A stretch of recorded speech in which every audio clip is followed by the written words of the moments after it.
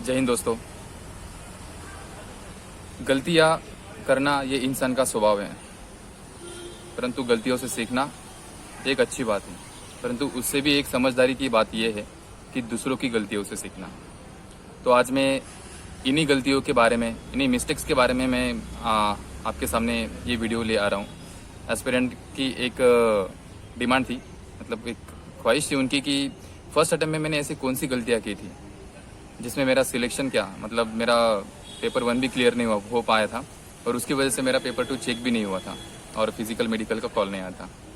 तो ऐसी कौन सी गलतियाँ थी उस टाइम मैंने की थी फर्स्ट अटेम्प्ट में, और उन गलतियों से मैंने ऐसे क्या सीखा, उनको मैं कैसे रिफॉर्म किया, जो कि मेरा सेकंड अटेम्प्ट में ऑल इंडिया रैंक 64 आया हुआ है और मैंने नंबर्स 333 नंबर्स मैंने लिए हैं। तो मैं आशा करता हूँ कि ये वीडियो आपके लिए बहुत इंपॉर्टेंट होगा और यही मिस्टेक्स आप अभी ड्यूरिंग प्रोसेस जो है वो कर रहे होंगे, बट ये वीडियो देखने के बाद मैं आशा करता हूँ कि आप ये मिस्टेक्स अपने सुधारेंगे और आने वाले पेपर में आप अच्छा परफॉर्म करेंगे। तो 1 बाय 1 हम डिस्कस करते हैं। तो पेपर 1 में मेरी सबसे बड़ी जो गलती थी वो थी revision. So lack of revision of की पॉइंट्स, की subjects like polity, modern India, economics की माइक्रो इकोनॉमिक्स। तो ये मैंने कम्प्लीटली मतलब रिवीजन करे ही नहीं थे। आई थिंक पॉलिटी मैंने सिर्फ 2 बार पढ़ी और वो भी बस ऐसे ही पढ़ ली। तो जो की एस्पेक्ट्स होते हैं, जो हमेशा जो पूछे जाते हैं, जो पार्ट्स है like fundamental rights, DPSPs, fundamental duties, president, parliament, ये इंपॉर्टेंट टॉपिक्स है पंचायत राज, तो इनको रिवाइज करना बहुत इंपॉर्टेंट है। Second point is silly mistakes. देखो दोस्तों, मतलब आप हैरान हो गए।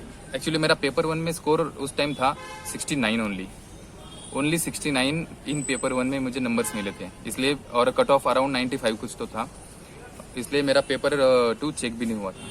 तो देखो दोस्तों, सिली मिस्टेक्स में बहुत करके आया था। अराउंड 6 to 7 क्वेश्चंस मैंने गलत मार्क किए थे। गलत mark in the sense paper में कुछ ऑप्शन टिक किया है और राउंड करते हुए दूसरा ऑप्शन कर दिया, या ऊपर नीचे राउंड कर दिया है।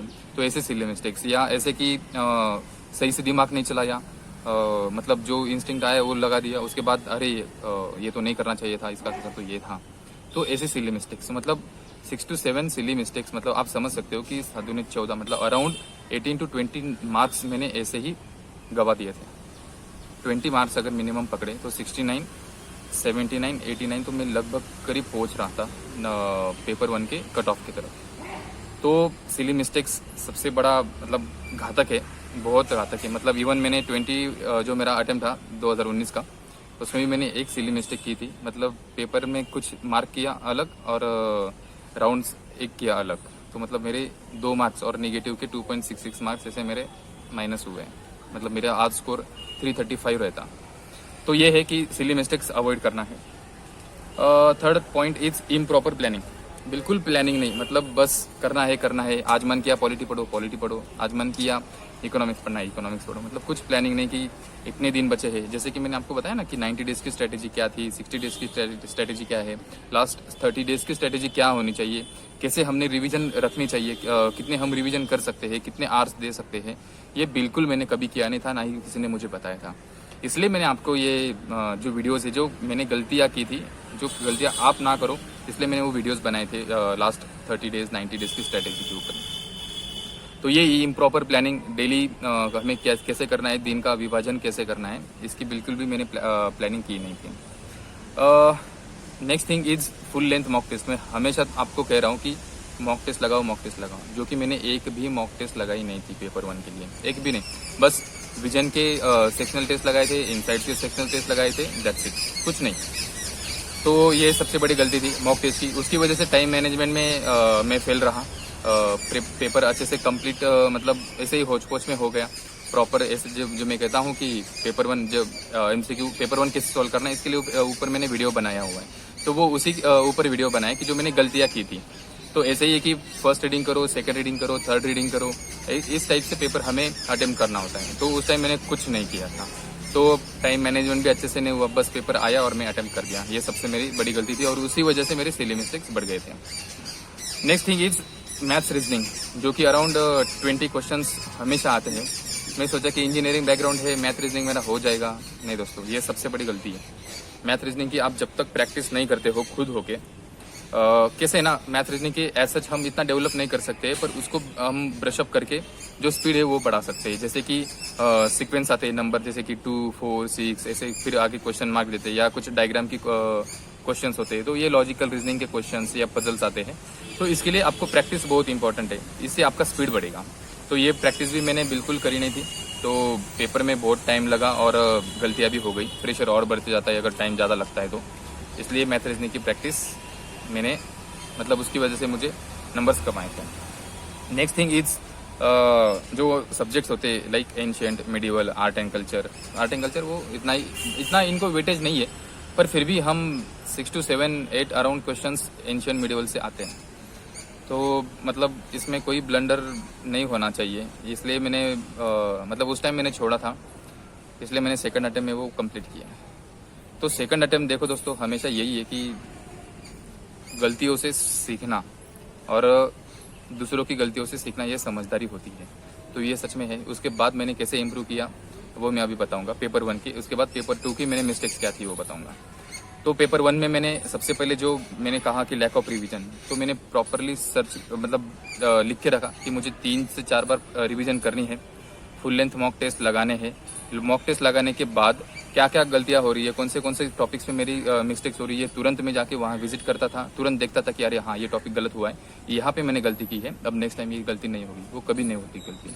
मैथ्स रीजनिंग की मैंने बहुत अच्छे से प्रैक्टिस की, एंशिएंट मिडिवल सारा कवर कर लिया था। तो पेपर 1 में मैंने बहुत अच्छे से किया, सिली मिस्टेक्स को अवॉइड करने की कोशिश की, और पेपर से जाने से पहले खुद को कहा कि तूने अभी बहुत अच्छा सा पढ़ा हुआ है। देखो पेपर 1 में लास्ट टाइम मतलब 2018 में जो मेरा पहला अटेम्प्ट था, उसमें बिल्कुल कॉन्फिडेंस भी नहीं था, खुद के परफॉर्मेंस पे बिल्कुल डाउट्स थे, तो उसकी वजह से अंडर परफॉर्मेंस मेरा रहा था। पर 2019 में मैंने खुद को कहा था कि नहीं, तूने इस बार बहुत अच्छी मेहनत की है, अब इस बार तुम्हें अच्छा परफॉर्म करना ही करना है।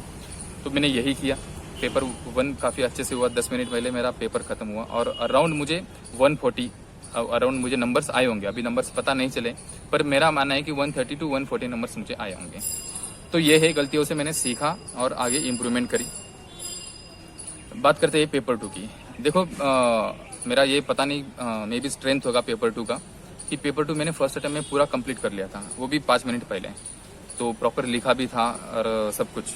पर क्या है ना दोस्तों, सिर्फ लिखना और क्वालिटी का लिख के देना, मतलब वो ऐसा था कि पेपर बस मुझे कंप्लीट करना है, देना, ऐसे नहीं दोस्तों। हमें क्वालिटी मेंटेन करनी, क्वालिटी देनी। तो उस टाइम मैंने ना नोट्स निकाले थे, जैसे मैंने आपको कहा है कि आप प्रॉपर नोट्स बना के रखो। Proper notes in the sense, suppose women के बारे में ऐसे आते हैं तो वुमेन के बारे में कोई एक कोट हो, इंडेक्स हो, रिपोर्ट हो। एनवायरनमेंट के बारे में रिपोर्ट हो, कोट हो या इंडेक्सेस हो। सेम चिल्ड्रन के बारे में है, सेम यूथ के बारे में है, सेम इंटरनल सिक्योरिटी के बारे में है।